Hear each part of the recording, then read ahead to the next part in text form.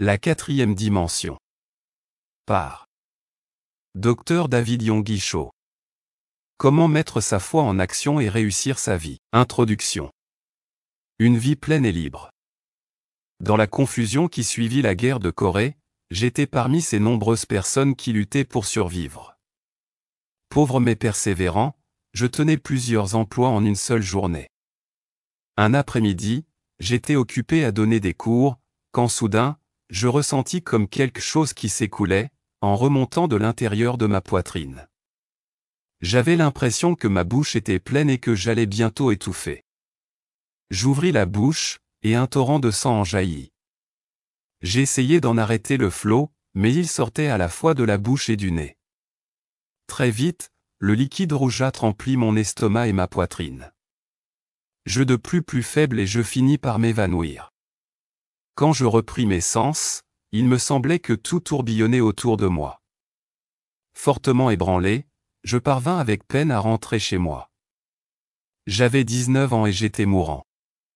Rentrez chez vous, jeune homme. Effrayés, mes parents vendirent aussitôt tout ce qu'ils pouvaient pour me permettre d'aller me faire soigner dans un hôpital renommé. Les médecins se livrèrent à des examens approfondis et rendirent leur diagnostic, j'étais atteint d'une tuberculose incurable. Lorsque j'entendis leurs conclusions, je me rendis compte à quel point j'avais envie de vivre. Mes rêves devaient donc s'évanouir avant que j'aie eu l'occasion de commencer à vivre vraiment. Désespéré, je me tournai vers le médecin qui avait prononcé le sinistre diagnostic. « Docteur, implorai-je, ne pouvez-vous vraiment rien faire pour moi ?» Sa réponse devait rester gravée dans mon esprit. Non. Ce genre de tuberculose est très rare. Il se développe si vite qu'il n'existe aucun moyen de l'enrayer. On n'a toujours découvert aucun remède humain. Vous avez 3, au maximum 4 mois à vivre. Rentrez chez vous, jeune homme. Mangez tout ce que vous voulez et dites au revoir à vos amis. Profondément déprimé, je quittai l'hôpital. Je croisai des centaines de réfugiés dans la rue et je me sentis très proche d'eux. Me sentant complètement seul, je faisais partie des désespérés. L'air hébété, je rentrai à la maison. J'étais prêt à mourir. Je suspendis au mur un calendrier trimestriel. Étant alors bouddhiste, je priais chaque jour Bouddha de me venir en aide. Mais aucun espoir n'apparaissait, et ma condition empirait. Sentant mes derniers jours approcher, je cessai de croire en Bouddha. Je me mis à implorer le nom du Dieu inconnu. Je ne pouvais alors m'imaginer l'importance que sa réponse allait avoir dans ma vie. Des larmes touchant. Quelques jours plus tard, une jeune lycéenne vint me rendre visite, pour me parler de Jésus-Christ. Elle m'entretint de la naissance virginale, de sa mort sur la croix, de sa résurrection et du salut qui s'obtient par la grâce. Ces histoires n'avaient aucun sens pour moi. Je n'en crus pas un mot et je ne prêtai aucune attention à cette jeune fille ignorante. Son départ eut pour seul effet de me procurer le soulagement. Mais le lendemain, elle était de retour. Elle revint souvent. Chaque fois, elle me dérangeait avec ses histoires sur Jésus, l'homme-Dieu. Au bout d'une semaine, je commençai à m'agiter et à la repousser sans ménagement. Elle n'eut pas honte et ne s'enfuit pas. Elle ne se mit pas en colère. Elle se contenta de s'agenouiller et commença à prier pour moi. De grosses larmes coulèrent sur ses joues, me révélant une compassion qui était tout à fait étrangère à ma philosophie et ma religion de bouddhiste bien organisée et froide. En voyant ces larmes, je fus bouleversé. Il y avait quelque chose de différent chez cette jeune fille. Elle ne se contentait pas de réciter des histoires religieuses, elle vivait ce qu'elle croyait. Ses larmes et son amour me firent prendre conscience de la présence de Dieu. « Mademoiselle, la suppliai-je, ne pleurez pas, s'il vous plaît. Je suis désolé. Je sais maintenant que vous êtes chrétienne et que vous êtes remplie d'amour. Puisque je dois mourir, je veux devenir chrétien pour vous. » Sa réponse fut immédiate. Son visage s'illumina et elle se mit à louer Dieu. Elle me serra la main et me donna sa Bible. « Sondez la Bible », me recommanda-t-elle. Si vous la lisez fidèlement, vous découvrirez les paroles de la vie. C'était la première fois que je tenais une Bible entre les mains. Je l'ouvris au livre de la Genèse, tout en continuant à lutter pour respirer. Elle tourna les pages jusqu'à l'évangile de Matthieu et me dit en souriant, « Monsieur, vous êtes al malade que si vous commencez par la Genèse, je ne pense pas que vous parviendrez jusqu'à l'Apocalypse avant de mourir. Mais si vous lisez d'abord Matthieu, vous aurez le temps. » Je m'attendais à y trouver de profonds enseignements moraux, philosophiques et religieux. Aussi fus-je choqué par ce que j'y lus. Abraham engendra Isaac, Isaac engendra Jacob, Jacob engendra Judas et ses frères. Je me sentais ridicule. Je refermai la Bible et dis, « Mademoiselle, je ne vais pas lire cette Bible. On y parle d'un homme qui en engendre un autre, et ainsi de suite. Je préfère encore lire l'annuaire du téléphone. » « Monsieur, répondit-elle, aujourd'hui, ces noms ne vous disent rien. Mais au fur et à mesure que vous lirez, ils prendront une signification plus importante pour vous. » Quelque peu encouragé, je repris la lecture. Le Seigneur vivant. Pendant ma lecture, je ne trouvais aucune philosophie systématique, aucun traité de médecine et aucun précepte religieux. Je n'y rencontrais qu'un thème frappant. La Bible parlait constamment de Jésus-Christ, le Fils de Dieu. L'imminence de ma mort m'avait fait comprendre qu'il me fallait découvrir beaucoup plus qu'une simple religion, une simple philosophie, ou même de la sympathie pour les tribulations propres à l'existence humaine. J'avais besoin d'une personne qui puisse partager mes luttes et mes souffrances, et me permettre de remporter la victoire. En lisant la Bible, je découvris que cette personne était le Seigneur Jésus-Christ.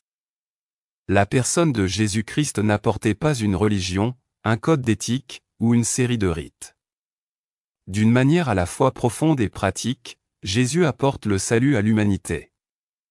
Le Christ haïssait le péché, mais aimait le pécheur et acceptait tous ceux qui venaient à lui. Étant conscient d'avoir péché, je savais que j'avais besoin d'être pardonné. Le Christ guérissait les malades. Il toucha et guérit tous les infirmes et les malades qui vinrent à lui. Cela fit naître en moi la foi. Je me mis à croire qu'elle pourrait aussi me guérir. Le Christ donnait la paix à ceux qui avaient le cœur troublé. Il encourageait les gens en ces termes, « Ayez foi en Dieu. Ne soyez pas troublés.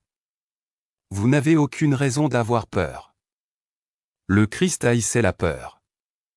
Il montra à l'homme qu'il était né pour vivre par la foi. Le Christ inspirait confiance, et apporta la foi et la paix à ceux qui réclamaient son aide. Ce message extraordinaire fit tressaillir mon cœur. Le Christ ressuscitait les morts. Je n'avais pas trouvé, dans toute la Bible, un seul récit montrant Jésus célébrant un enterrement. Il ramenait les morts à la vie, transformant les cultes funèbres en de magnifiques résurrections. Ce qui me frappa le plus, c'était la miséricorde manifestée par le Christ envers les démoniaques.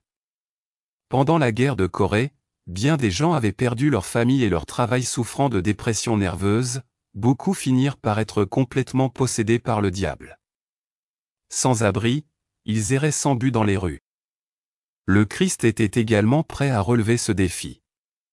Il chassa les démons et rendit une vie normale aux possédés. L'amour du Christ était puissant, touchait les vies et satisfaisait les besoins de tous ceux qui venaient à lui. Convaincu que Jésus-Christ était vivant et profondément touché par la puissance de son ministère, je m'agenouillai. Je demandai au Christ de venir dans mon cœur, pour me sauver, me guérir et me délivrer de la mort. Aussitôt, la joie du salut et la paix que produit le salut du Christ m'envahirent. Je savais que j'étais là sauvé. Rempli du Saint-Esprit, je me leva et me mis à crier « Gloire au Seigneur ». Dès cet instant, je commençai à lire la Bible comme un affamé qui se jette sur un morceau de pain. La Bible offrait à ma foi le fondement dont elle avait besoin. En dépit du diagnostic et de mon vieux sentiment de crainte, je compris bien vite que j'allais vivre. Au lieu de mourir en 3 mois, je fus complètement rétabli en 6 mois. Depuis ce jour-là, je n'ai cessé de prêcher le puissant évangile de Jésus-Christ. La jeune fille, dont je n'ai jamais su le nom, m'enseigna à connaître le nom le plus précieux qui soit.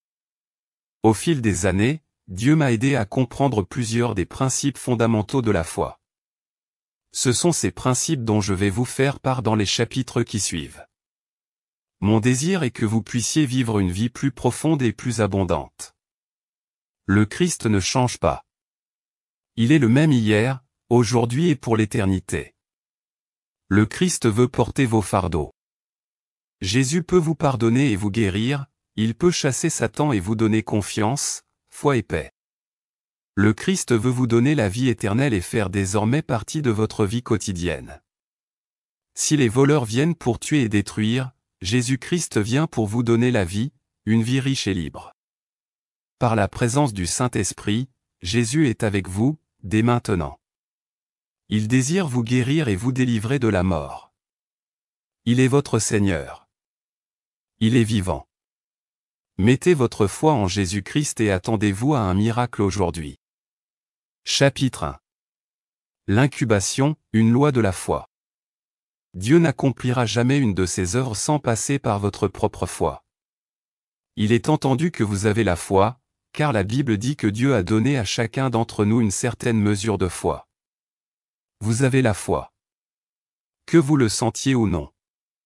Vous pouvez essayer de sentir votre foi, de toute façon, quand vous en avez besoin, elle est là.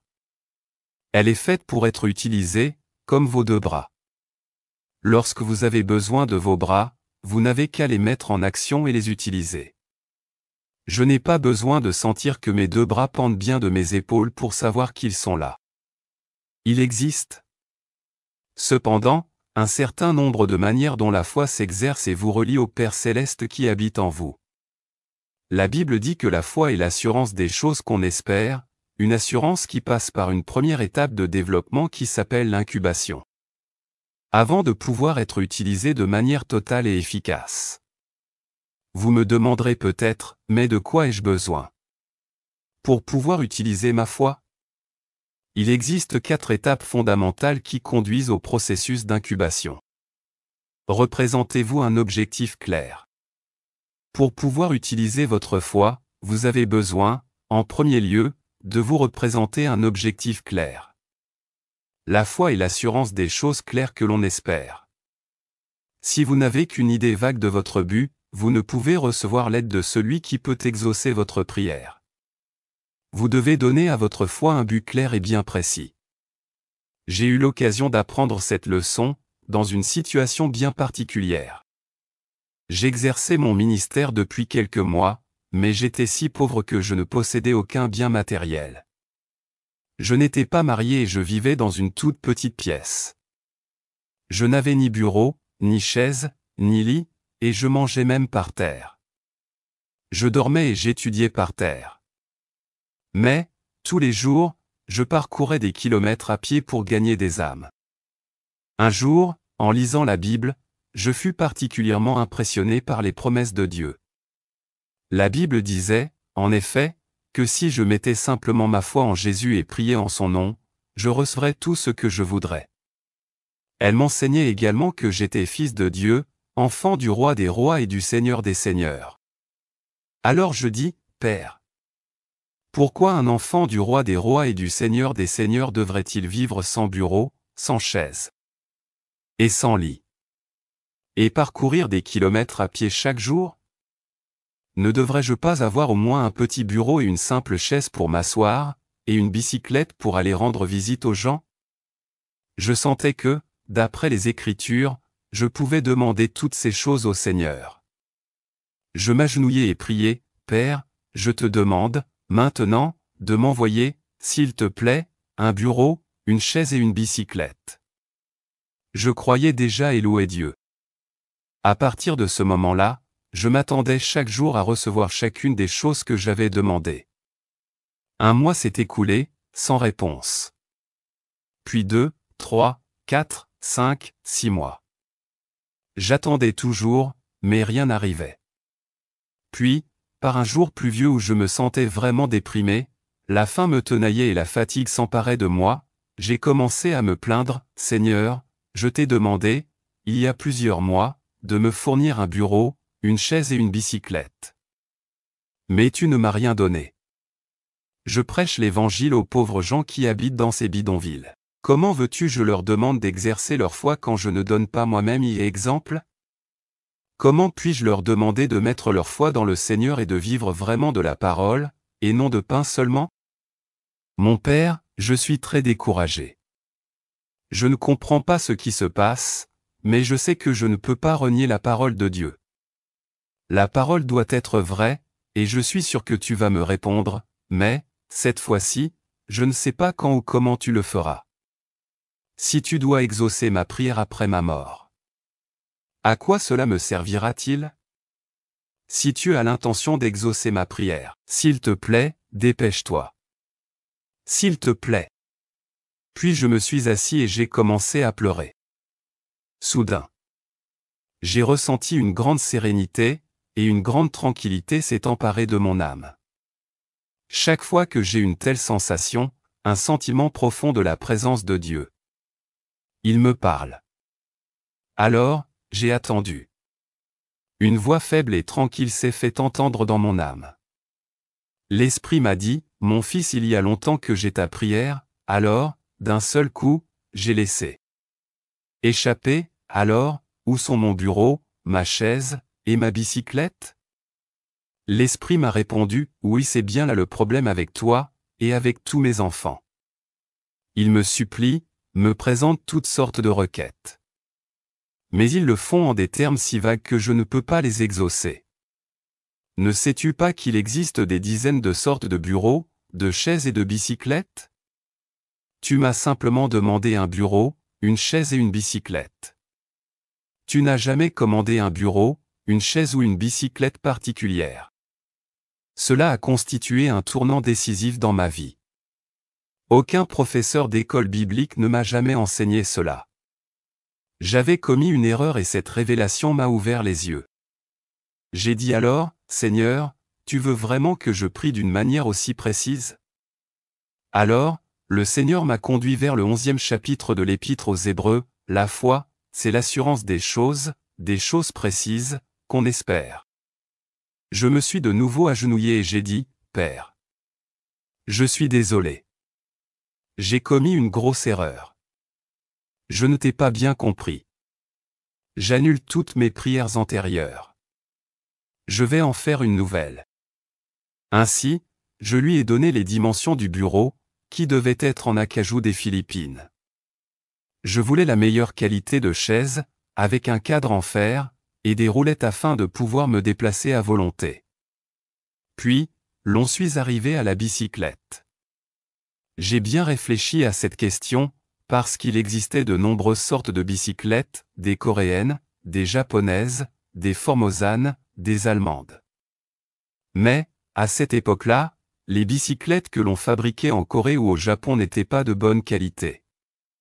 Ce que je voulais, c'était une bicyclette robuste. Et comme les meilleures bicyclettes étaient fabriquées aux États-Unis, j'ai dit, « Père, je voudrais une bicyclette faite aux États-Unis, avec un changement de vitesse sur le côté, afin que je puisse régler la vitesse. » J'ai commandé ces choses en donnant de telles précisions que Dieu ne pouvait pas se tromper dans sa livraison. C'est alors que j'ai senti la foi jaillir dans mon esprit et je me suis réjoui dans le Seigneur. Cette nuit-là, j'ai dormi comme un bébé. Mais lorsque je me suis réveillé à 4h30, le lendemain matin, pour me préparer pour la réunion de prière, j'ai découvert tout à coup que mon cœur était vide. La veille au soir, j'avais toute la foi du monde, mais pendant la nuit, la foi avait pris son envol et m'avait quitté.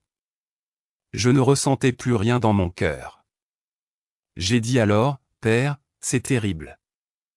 C'est une chose d'avoir la foi, mais c'est tout autre chose de garder cette foi jusqu'à ce qu'on reçoive la réponse. » Ce problème, tous les chrétiens le connaissent.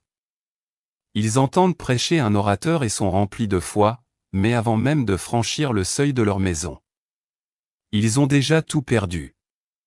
Leur foi s'est envolée. Ce matin-là, tandis que je lisais la Bible et cherchais un passage qui servirait de texte de référence à ma prédication, mes yeux sont tombés tout à coup sur Romains 4,17. Dieu donne la vie aux morts et appelle les choses qui ne sont point comme si elles étaient. Mon cœur s'est alors attaché à ce verset qui a commencé à bouillir en moi. Je me suis dit, je pourrais bien appeler ces choses qui ne sont pas, comme si elles existaient, et que je les possédais déjà. J'avais reçu la réponse que je cherchais, je savais comment garder la foi. Je me suis alors précipité vers la tente où les gens avaient déjà commencé à prier, et après le chant de quelques cantiques, je me suis mis à prêcher. J'ai exposé mon texte biblique et je leur ai dit, mes amis. Dieu m'a béni et m'a donné un bureau en acajou des Philippines, une belle chaise avec un cadre en fer et des roues, et une bicyclette fabriquée aux États-Unis avec des vitesses. Gloire à Dieu! J'ai reçu toutes ces choses. Les gens étaient très surpris, parce qu'ils savaient très bien que je vivais dans une grande pauvreté. Je me vantais de posséder ces choses, et ils avaient du mal à me croire. Par la foi. Je louais vraiment Dieu, ne faisant, en réalité, que ce que la parole de Dieu me disait de faire. Après la réunion, je suis sorti. 3 jeunes gens m'ont suivi et m'ont interpellé. Pasteur, m'ont-ils dit, nous aimerions voir ces choses. J'étais déconcerté et effrayé, parce que je n'avais pas pensé que l'on me demanderait de montrer ces choses. Les personnes qui m'accompagnaient vivaient dans un quartier de bidonville. Si elles venaient à se rendre compte qu'il s'agissait d'un mensonge, je ne pourrais plus jamais leur prêcher l'Évangile. Elles ne reviendraient plus jamais à l'Église. Je me trouvais dans une situation terrible. C'est pourquoi, j'ai prié le Seigneur en ces mots, « Seigneur, c'est toi qui es à l'origine de toute cette histoire. C'était ton idée de parler de cette manière. Je n'ai fait que t'obéir, et maintenant je me trouve dans de beaux draps. J'ai parlé comme si je possédais les choses, mais comment vais-je leur expliquer? Il faut absolument que tu me viennes en aide. » Alors le Seigneur est venu à mon secours, en m'inspirant une idée. J'ai dit, venez dans ma chambre, et vous verrez. Ils sont tous venus et ont commencé à inspecter la pièce à la recherche de la bicyclette, de la chaise et du bureau. J'ai dit, ne regardez pas autour de vous, comme cela. Je vais tout vous montrer, un peu plus tard. J'ai alors montré du doigt Monsieur Park, qui est maintenant le pasteur de l'une des plus grandes assemblées de Dieu en Corée, et je lui ai dit, je vais vous poser quelques questions. Si vous pouvez me répondre, alors, je vous montrerai toutes ces choses. Combien de temps êtes-vous resté dans le ventre de votre mère, avant de venir au monde? Il s'est gratté un peu la tête, puis a répondu, Eblen, 9 mois, je crois. J'ai ajouté, et qu'avez-vous fait pendant ces 9 mois, dans le ventre de votre mère? Oh! Je grandissais. Mais, ai-je répliqué, personne ne vous voyait. Personne ne me voyait parce que j'étais dans le ventre de ma mère. Alors, j'ai répondu, dans le ventre de votre mère, vous étiez un bébé, tout comme vous l'étiez lorsque vous êtes venu au monde. Vous avez fort bien répondu à ma question. Hier soir, je me suis agenouillé ici et j'ai prié le Seigneur de m'envoyer un bureau, une chaise et une bicyclette. Par la puissance du Seigneur, j'ai conçu ce bureau, cette chaise et cette bicyclette. C'est comme s'ils étaient en moi maintenant. Ils sont en train de grandir. Ils existent tout autant que le jour où ce bureau, cette chaise et cette bicyclette me seront livrés. Ils se sont alors mis à rire, à n'en plus finir. Ils ont dit, c'est bien la première fois que nous voyons un homme qui est enceint d'une bicyclette, d'une chaise et d'un bureau. Ils sont ensuite sortis en trombe de ma chambre, et ont commencé à répandre la rumeur que le pasteur était enceint d'une bicyclette, d'une chaise et d'un bureau. Je pouvais à peine sortir dans la rue, ensuite, parce que les femmes se retournaient à mon passage et se mettaient à rire, en se moquant de moi. Des jeunes malicieux venaient vers moi, le dimanche, me touchaient l'estomac et me disaient « Pasteur, vous prenez vraiment du poids. » Mais pendant toutes ces journées, je savais que ces choses-là grandissaient en moi. Cela prenait simplement du temps, comme il en est pour une mère qui doit donner naissance à son enfant. Il faut également du temps pour que vous donniez naissance à des objectifs clairs. Je louais continuellement le Seigneur, et, sans l'ombre d'un doute, j'ai reçu chacune des choses que j'attendais, quand l'heure est arrivée. J'ai reçu exactement ce que j'avais demandé, un bureau en acajou des Philippines, une chaise fabriquée dans les ateliers de la compagnie japonaise Mitsubishi, avec des roulettes, pour que je puisse me déplacer sans difficulté, et une bicyclette presque neuve avec des vitesses, qui avait appartenu au fils d'un missionnaire américain. J'ai transporté ce bureau, cette chaise et cette bicyclette jusque chez moi, et ma vie de prière en a été complètement transformée. Auparavant, j'avais toujours prié en termes vagues, mais depuis ce jour-là, il n'en a jamais plus été ainsi. Si Dieu devait vraiment exaucer vos prières vagues, vous ne seriez alors jamais sûr que c'est lui qui les a exaucées. Vous devez vous exprimer de manière définie et spécifique. Le Seigneur n'accueille jamais les prières vagues avec joie. Lorsque le fils de Timée, l'aveugle Bartimée, est venu en courant vers Jésus-Christ, il s'est écrié, « Ô Fils de David, aie pitié de moi. » Bien que tout le monde eût compris que Bartimée réclamait la guérison de ses yeux, Jésus lui a demandé, « Que veux-tu que je te fasse ?» Le Christ désire qu'on lui adresse des requêtes très spécifiques. Bartimée a répondu, « Seigneur, que je recouvre la vue. » Jésus lui a dit, « Qu'il te soit fait selon ta foi. » Bartimée a été guéri.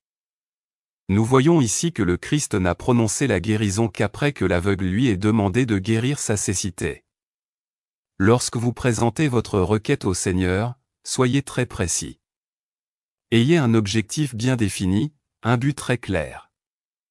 Alors que j'étais invité à prêcher dans une église, la femme du pasteur m'a invité à entrer dans le bureau de ce dernier.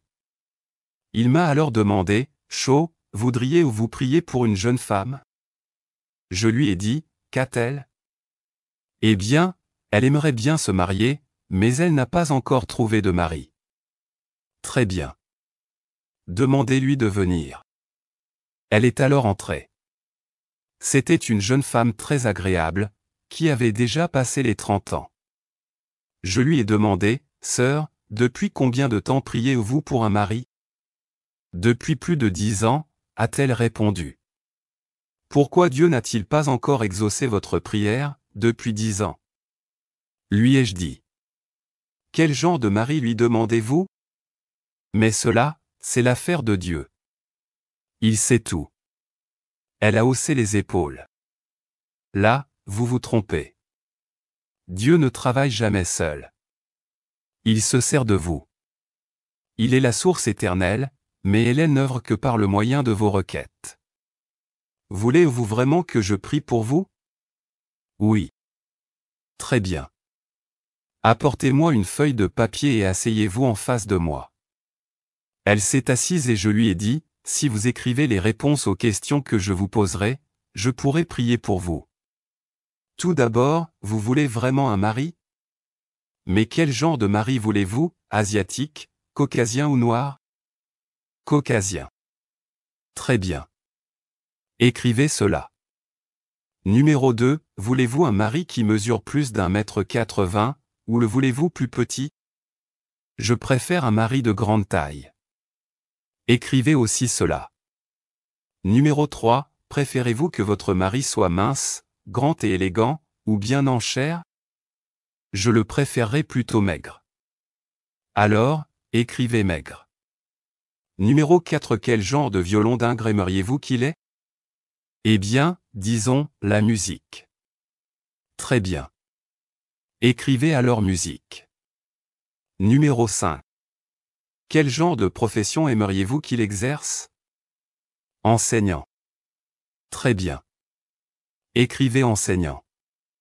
J'ai énuméré devant elle 10 points différents et je lui ai dit ensuite, lisez-moi cette liste à voix haute, s'il vous plaît. Elle a tout lu, lentement, à voix haute. Ensuite, je lui ai dit, fermez les yeux. Vous pouvez imaginer votre mari, maintenant? Oui, je le vois très clairement. Très bien, nous allons passer commande maintenant. Voyez-vous, tant que vous ne voyez pas clairement votre mari, dans votre imagination, vous ne pouvez pas en passer commande. Car Dieu ne va jamais pouvoir vous répondre. Vous devez le voir clairement, avant même de commencer à prier.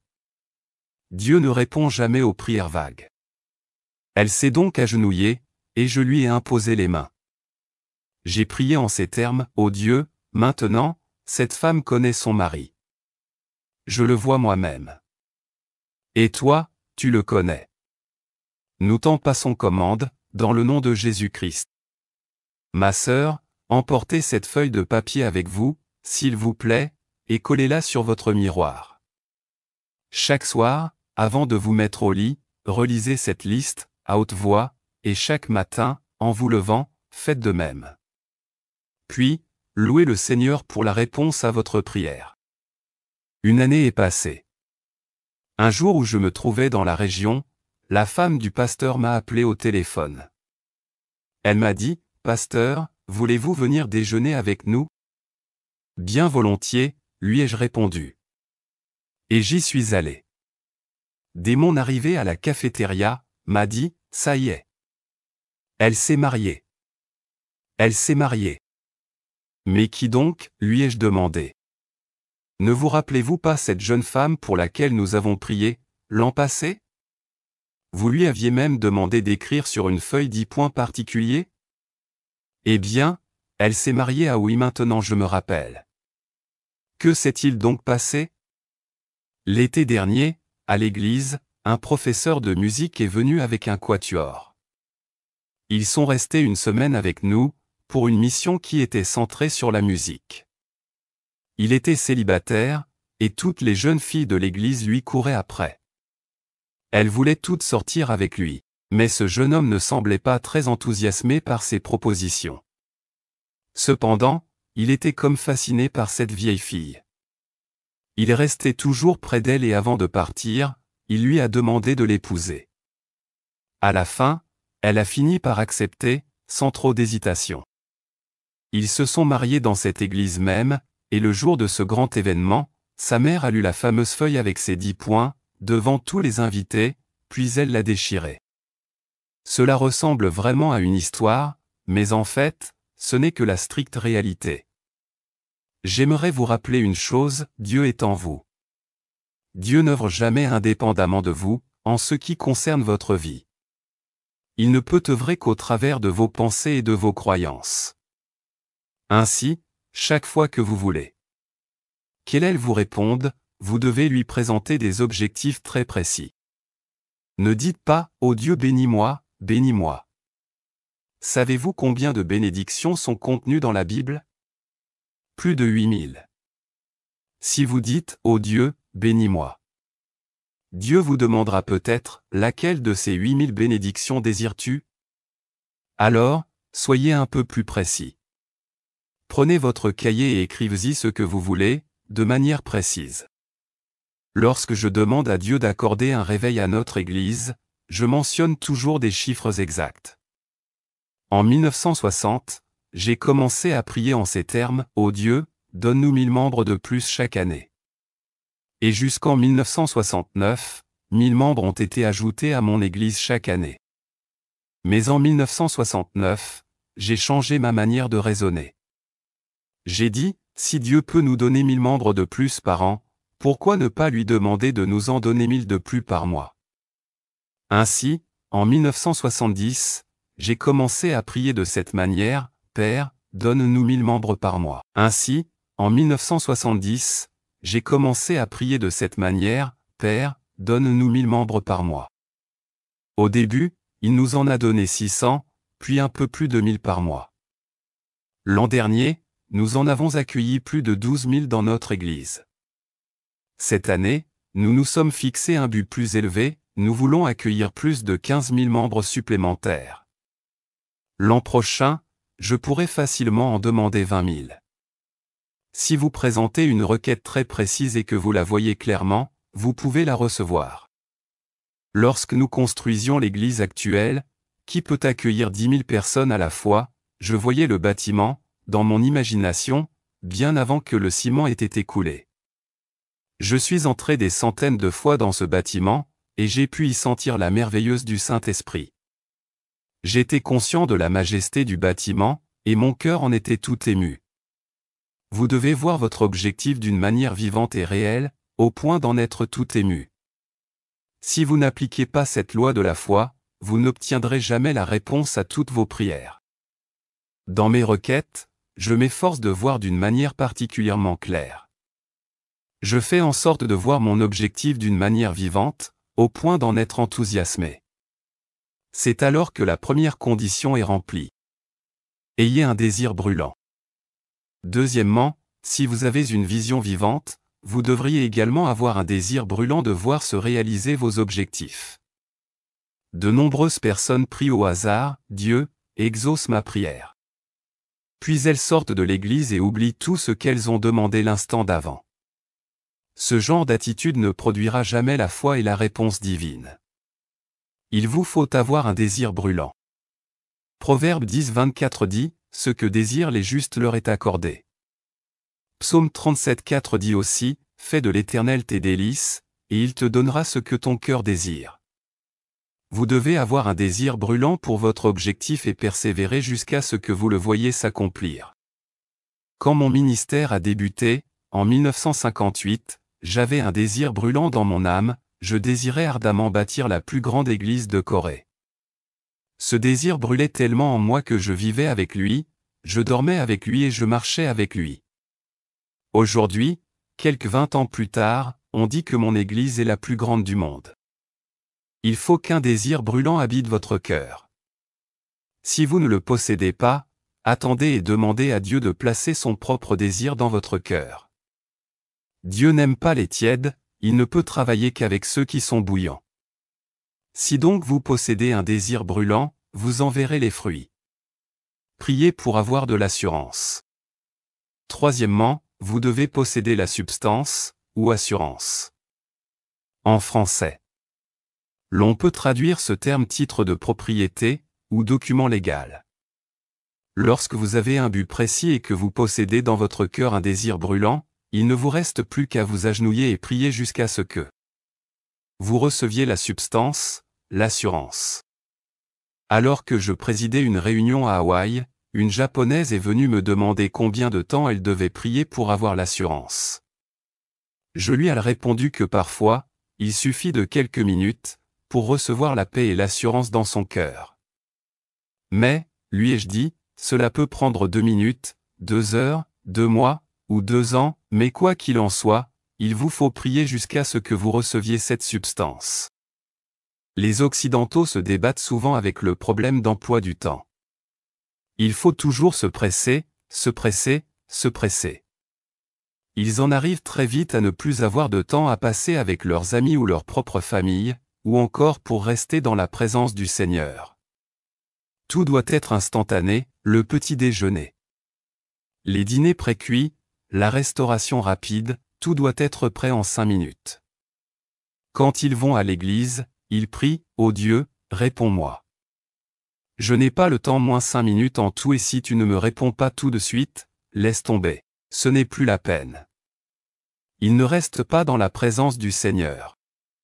Les Américains ont tendance à transformer les églises en centres de divertissement. En Corée, nous nous sommes débarrassés de cela. Nos annonces sont d'ordinaire très courtes, et la place principale est réservée à la parole de Dieu. Après la prédication, nous avons 2 ou 3 chants, puis la réunion se termine. C'est toujours la parole de Dieu qui tient la vedette.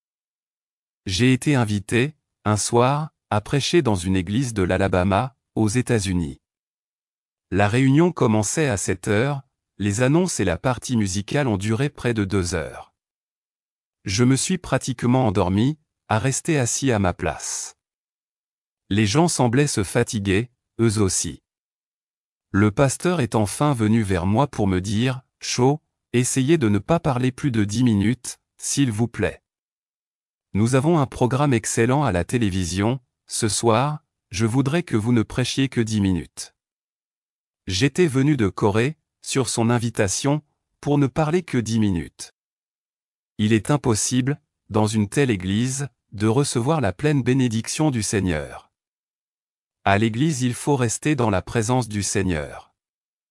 Le louer, et également prêcher la parole de Dieu. C'est de cette manière que l'on édifie la foi. Il convient de rester dans la présence du Seigneur jusqu'à ce que l'on reçoive l'assurance. Le jour où nous avons eu besoin de 5 millions de dollars pour construire l'église pour laquelle nous avions déjà signé le contrat, j'avais une vision claire, un but précis et un désir brûlant de construire un bâtiment qui pourrait accueillir 10 000 personnes, mais mon cœur était rempli de crainte. Je tremblais, j'avais peur, je n'avais aucune assurance. Je ressemblais à un lapin terrifié. Ces 5 millions avaient à mes yeux l'aspect du mont Everest. Les riches étrangers pensent sans doute qu'1 million de dollars n'est rien. Il en va tout autrement pour les Coréens. Je me suis donc mis à prier avec l'angoisse d'un mourant. J'ai dit, Seigneur, les ouvriers se sont déjà mis au travail, mais je n'ai toujours aucune assurance. Je ne sais absolument pas où je vais trouver cet argent. J'ai commencé à ressentir les douleurs de l'enfantement.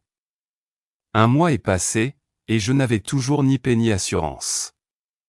Un second mois s'est écoulé, et je passais une partie de mes nuits à prier. Je sortais du lit, me traînais jusqu'à un coin de la chambre et répandais mon cœur devant Dieu, avec larmes et sanglots. Ma femme pensait que je perdais la tête, mais j'étais mentalement aveugle. Je restais debout, sans même penser à quoi que ce soit, et je m'inquiétais pour ces 5 millions de dollars. Après avoir prié sans cesse pendant près de 3 mois, un beau matin, ma femme m'appela, « Chérie, le petit déjeuner est prêt. » Je suis sorti de mon bureau, et m'apprêtais à m'asseoir à table, lorsque soudain, les cieux se sont ouverts, et le Seigneur a répandu dans mon âme ses merveilleuses bénédictions. C'est ainsi que ce titre de propriété, la substance et l'assurance, a été donné à mon cœur. Je me suis élancé et j'ai commencé à crier, « Je l'ai, je l'ai. Je l'ai. » Ma femme est sortie de la cuisine et j'ai pu voir que son visage était très pâle. Elle avait peur. Et, me prenant par la main, elle m'a dit, « Chérie, mais qu'est-ce qui t'arrive? Tu vas bien, oui? Assieds-toi un instant. » Je l'ai lui ai-je répondu. « Mais qu'as-tu donné? » J'ai mes 5 millions, lui ai-je dit, l'air sûr de moi. Alors, elle m'a répondu, « Mais tu es vraiment fou. » Maintenant. Complètement fou. Mais chérie, ces 5 millions, je les ai, ici, dans mon cœur. Ils sont en train de pousser. Oui, ils poussent. Ces 5 millions étaient devenus comme un petit galet, dans la paume de ma main. J'ai pris avec assurance. Ma foi s'activa et je saisis ces 5 millions de dollars. Ils m'appartenaient, j'avais la substance, et quand vous avez la substance. Le titre de propriété, le document légal que vous voyez ces choses ou non, elles doivent à tout prix parce que, légalement, elles vous appartiennent. C'est pourquoi vous devez prier jusqu'à ce que vous possédiez cette assurance. J'ai prié pendant la première partie de cette année et Dieu m'a donné l'assurance que mon Église atteindrait bientôt les 50 000 membres. Je les ai alors revendiqués, et dans mon cœur, je les ai vus. Ces membres sont en moi. Ils poussent, et si la vision prend forme en moi, le même phénomène se passera à l'extérieur. Voici le secret, priez jusqu'à ce que vous possédiez la substance, l'assurance. Parlez le langage de la parole. Quatrièmement. Vous devez donner des preuves de votre foi. La Bible dit que Dieu a ressuscité les morts. Cela signifie que Dieu a accompli des miracles et a appelé les choses qui ne sont pas comme si elles étaient. Abraham était âgé de 100 ans, et Sarah de 90 ans. Ils avaient un but précis, avoir un fils. Ils avaient le désir brûlant d'avoir un fils, et ils ont prié pour cela pendant 25 ans. À la fin, Dieu leur a fait une promesse. Et dès qu'ils ont reçu l'assurance, Dieu a changé leur nom, on ne t'appellera plus Abraham, mais ton nom sera Abraham, car je te rends père d'une multitude de nations et tu ne donneras plus à Saraï, ta femme, le nom de Saraï, mais son nom sera Sarah. Abraham a protesté et dit, « Père, les gens vont se moquer de nous. Nous n'avons même pas de petits chiens à la maison, et tu veux vraiment que nous changions nos noms en père d'une multitude de nations? Mais tout le monde va nous traiter de fous. » Mais Dieu lui a peut-être dit, « Si tu veux vraiment travailler avec moi, tu dois faire comme moi. » J'appelais les choses qui ne sont pas comme si elles étaient, et est-ce tu ne parles pas avec assurance comme si tu possédais déjà ce que tu n'as pas, tu n'es pas un des miens. Abraham a changé son nom. Il est allé voir sa femme et lui a dit, « Femme, je viens de changer de nom. Je ne m'appelle plus Abraham, mais Abraham. Le père d'une multitude de nations, parce que Dieu a changé mon nom. Et toi tu ne t'appelles plus Saraï, mais Sarah. » Le soir venu, Abraham marchait dans la vallée. Sarah préparait le repas. Au bout d'un moment, elle a appelé son mari, Abraham. Le souper est prêt. Ces paroles retentissaient dans le village, aux alentours. Les habitants du village se sont arrêtés de travailler. Ils ont probablement dit, « Écoutez donc, Sarah appelle son mari Abraham, le père d'une multitude de nations. » Pauvre Sarah, elle aurait tellement voulu avoir un enfant, qu'aujourd'hui, à 90 ans, elle se met à appeler son mari le père d'une multitude de nations. Elle a perdu la tête. C'est bien dommage pour elle. Et soudain, ils ont entendu une voix de baryton retentir dans la vallée, « Je viens, Sarah. » Quoi, se sont-ils dit alors? Sarah, la princesse, la mère d'une foule d'enfants? Oh, ça y est, lui aussi. Ils sont fous tous les deux. Mais Abraham et Sarah ont ignoré les critiques des villageois. Ils ont continué à s'appeler respectivement le père d'une multitude de nations et la princesse, et conformément au nom qu'ils ont adopté, à ce qu'ils ont osé affirmer, ils ont eu un magnifique fils, Isaac, nom qui signifie « sourire ». Frères et sœurs, aimez-vous voir un sourire? Aimez-vous que l'on sourie chez vous? Aimez-vous rencontrer des sourires dans votre travail ou à l'église? Utilisez la loi de la foi, vous verrez alors la naissance d'Isaac se répéter dans votre vie. Les miracles ne sont pas le fruit de combats aveugles. Le monde spirituel a ses propres lois. Vous disposez dans votre cœur de ressources inépuisables. Dieu habite en vous, mais il ne peut rien faire en votre faveur sans entrer dans votre vie. Dieu pourra alors collaborer avec vous pour accomplir de grandes choses. Dieu est toujours le même, car Jéhovah ne change pas, mais il ne peut se manifester qu'à celui qui accepte d'abord de changer. Dieu s'est servi de Moïse et de Josué, et d'autres hommes qui étalent des géants de la foi.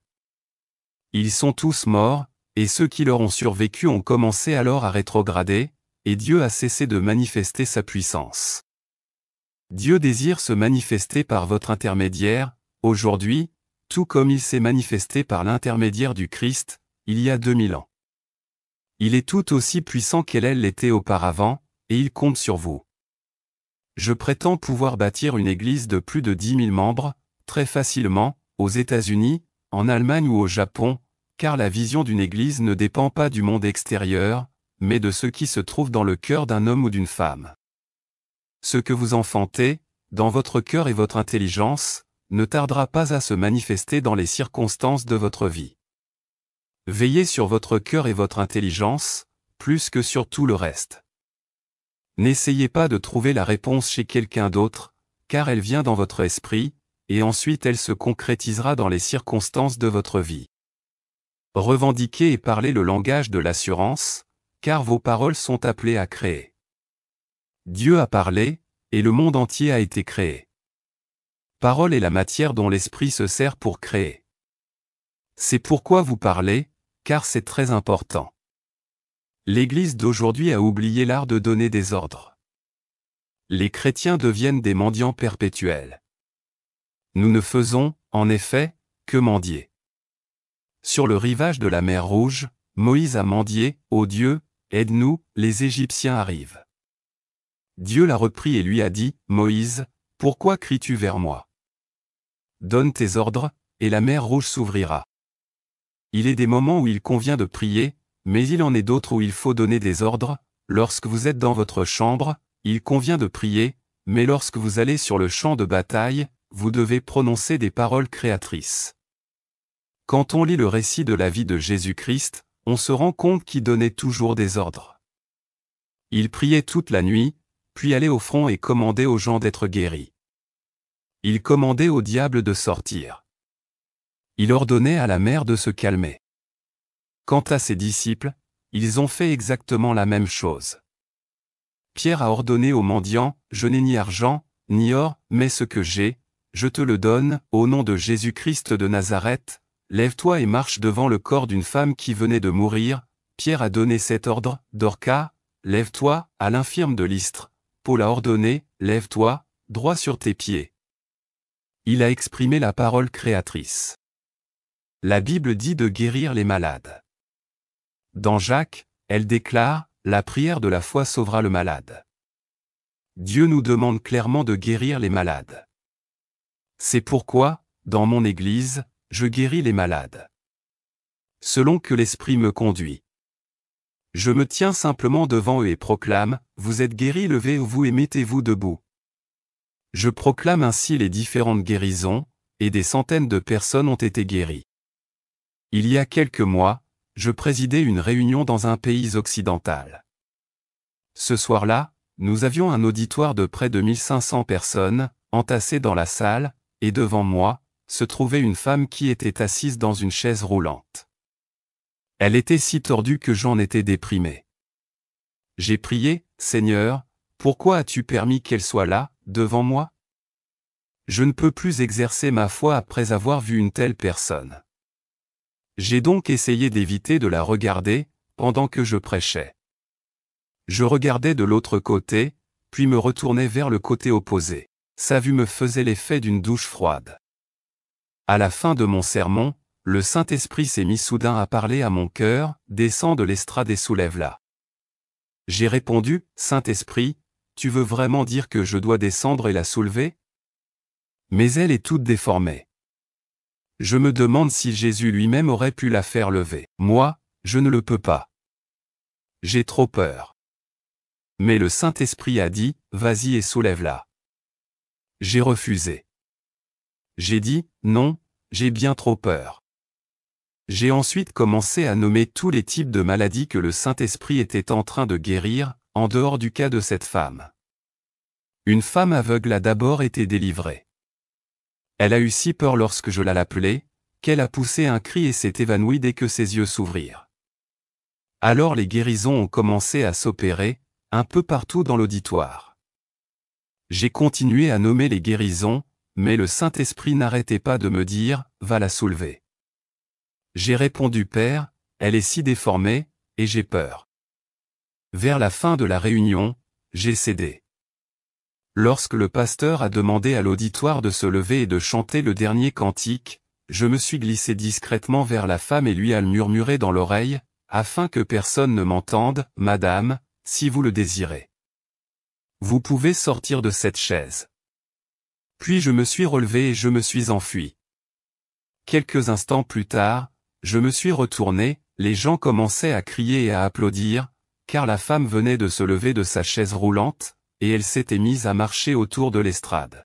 J'étais stupide car si j'avais obéi dès le début de la réunion, j'aurais fait descendre le ciel sur la terre, mais j'avais eu peur. De nombreuses personnes viennent me demander si j'ai le don de la foi ou le don de guérison. Mais en cherchant sérieusement, dans mon cœur, je n'ai jusqu'à présent jamais eu la conviction de posséder aucun don. Je crois que c'est le Saint-Esprit qui possède les 9 dons. Il habite en nous, et par conséquent, en moi. Le Saint-Esprit se manifeste par mon intermédiaire, je ne possède aucun don, seulement le Saint-Esprit. Pour ma part, je me contente de lui obéir et de croire en lui. Quel genre de don ai-je reçu? Je vais vous le dire. C'est le don de la hardiesse. Grâce au don de la hardiesse, nous pouvons nous lancer par la foi, alors le Saint-Esprit vient derrière nous. La Bible ne dit jamais que les signes nous précèdent, elle déclare au contraire qu'ils nous suivent. Pour que le signe vous suive, il faut que vous le précédiez, vivez suivant la loi de l'incubation, et vous verrez de nombreux signes se manifester dans votre vie. Vous possédez les ressources nécessaires en vous. Vous connaissez maintenant les éléments de l'incubation, pour utiliser votre foi. Ayez un but et un objectif précis.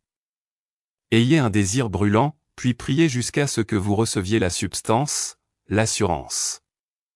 Enfin, parlez selon l'assurance que vous avez reçue.